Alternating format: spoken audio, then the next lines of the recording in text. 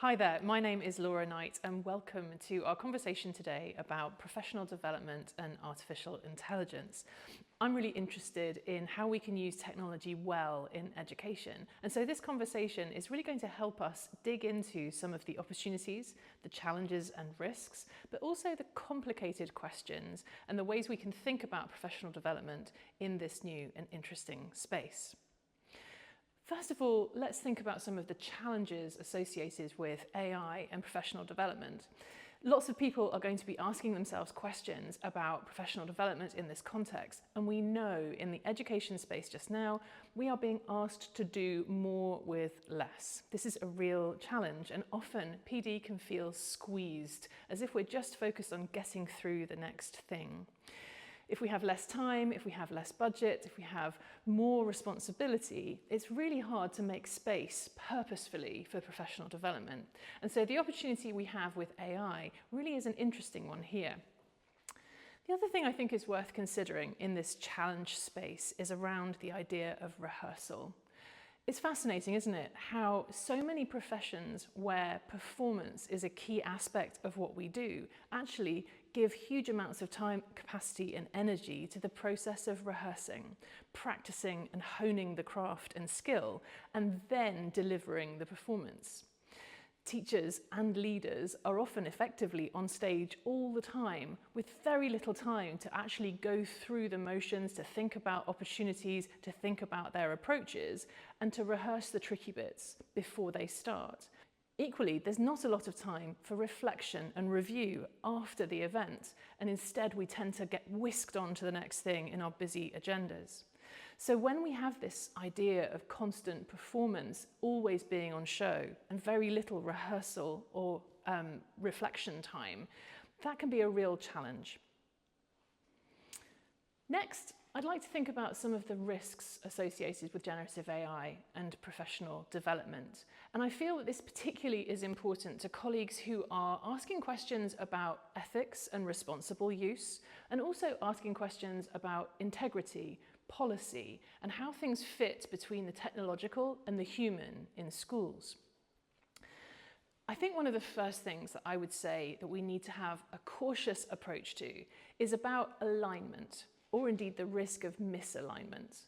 Where school structures, policies, processes, hierarchies, all of these things are robustly in place, it's entirely possible that AI might feel like it's having a destabilizing effect here, and potentially could even feel like it's a challenge to hierarchy or authority. This could feel really difficult when it comes to relationships in particular, and I think that we should make sure we're taking care on where priorities are and where the information that we trust is coming from. We need to have an understanding in schools about the ground truth of the place, the core values, the real principles and the business of the place. And if we allow those things to be eroded by outside material coming in perhaps through generative AI that isn't aligned with our structures and our hierarchies, that could be really disruptive. There's also a dilemma here that I think is worth us taking some time on too today. And that's this issue around context and personalization. It's totally understandable that lots of leaders and teachers are going to want to be protective about data, particularly thinking about how to make sure that children's data and school data is kept safe and that we're really being responsible and cautious about it. But that gives us some problems around personalization.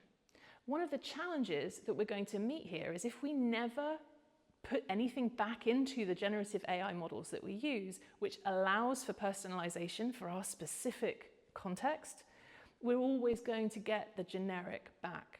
And this for me is a real dilemma. How do we choose well when it comes to data that we share, and what should we protect? And how far should we go to build that personalization and that contextualization for us and our people? Thinking about people, there's something else that's worth mentioning here. I'm interested in mentorship when it comes to staff development. And I think particularly when we recognize the key moments in our own professional journeys, often it's the people who have made a real difference for us. We think about a mentor, we think about a teacher we've observed, we think about a leader who we admire. we are able then to take those messages and absorb them and move forwards with them in a way that feels empowering and like we're really digging deep on our professional judgment and growth. I feel like there's something of a concern here, which is entirely reasonable, by the way, that we may risk undermining the value of that professional relationship, whether through mentorship, through coaching, through leadership, through management, if we disrupt it in unhelpful ways with generative AI that isn't done with care. Thinking about care further, there's something important here too about the choices and judgment that we make. And I think particularly when it comes to professional development, we have to take care around compliance, privacy, data. Of course we do. This is about responsible use at the most basic level, but we also have to respect the particular rules of our context around what is allowed and what's not allowed, and where policy boundaries are in place.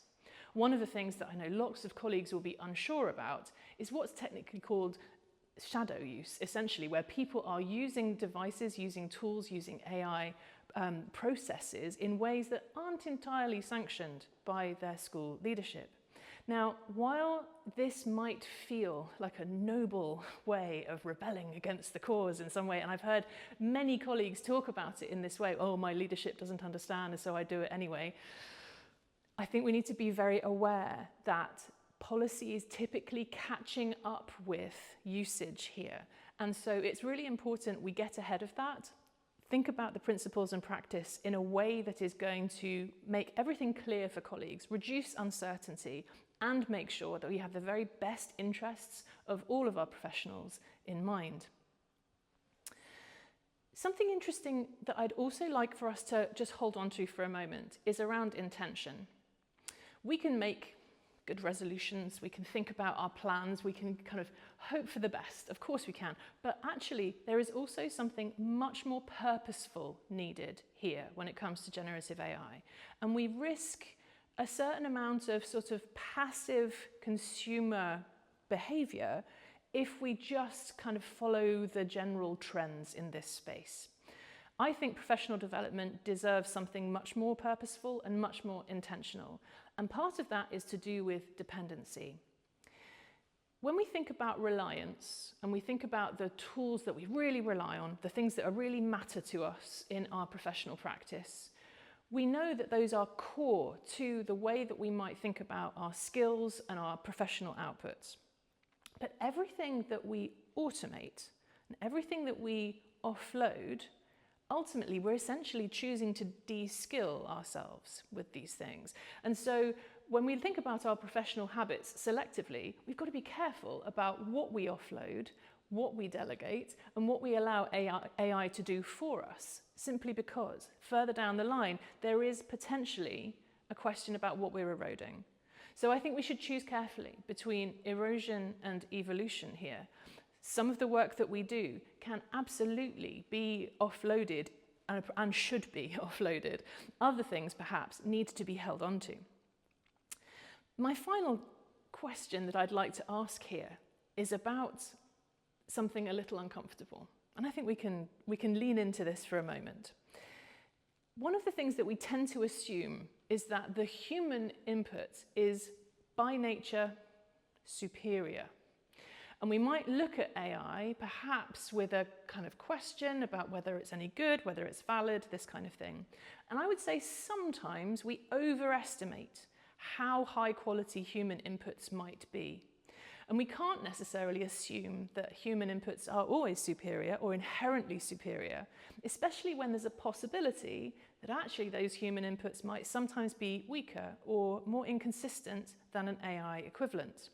So we need to look with care and think critically about what works and what doesn't here, and where our standards really should lie. Let's think now about some of the opportunities we have with generative AI in our professional development practice. Sometimes I feel like we are very demanding, as we should be, of our students, and perhaps less demanding of ourselves. Isn't it interesting how work on metacognition can be so transformative for young people in their learning? But guess what? This is just as transformative for us in education, in our professional practice too. Using metacognition, particularly thinking about it in a just-in-time way in terms of the inputs we could provide, can really help teachers be prompted about their own thinking, as well as the thinking of the young people that they're working with. We can also use AI fantastically powerfully for reflective nudging. The ways in which we might just encourage micro-reflections in the moment or briefly afterwards as a way to influence that kind of reflective practice and to optimize routines moving forwards. You know, I love a little bit of troublemaking as well, and I think there's something powerful here for us to think about generative AI as a catalyst. A catalyst for positive disruption. Sometimes there are some outdated, entrenched, old-fashioned practices that frankly need to go. And we have a great opportunity to look at those with new eyes and to open up new ways of thinking that can help us do our very best for the young people that we work with. It's also interesting too how not everything has to be a worksheet and that we can explore scenario-based opportunities, micro-practice, mental rehearsal, through generative AI that's going to help us with challenging situations, difficult conversations, and complex scenarios that might pop up during our work that are very difficult indeed to have access to until the moment otherwise. Finally, in terms of opportunities, I'd love to think about how AI can help us with growing a new professional vision for ourselves and also for our collective communities. Building our professional judgment is one of the most powerful things that we can do as we accelerate and deepen our career wisdom, if you like. So how we interpret and understand what we see, and importantly, what we choose to do about it actively next, that's a really powerful thing to do. And so if AI can help us with deepening and sharpening that professional vision, I think we should see it as a really powerful partner.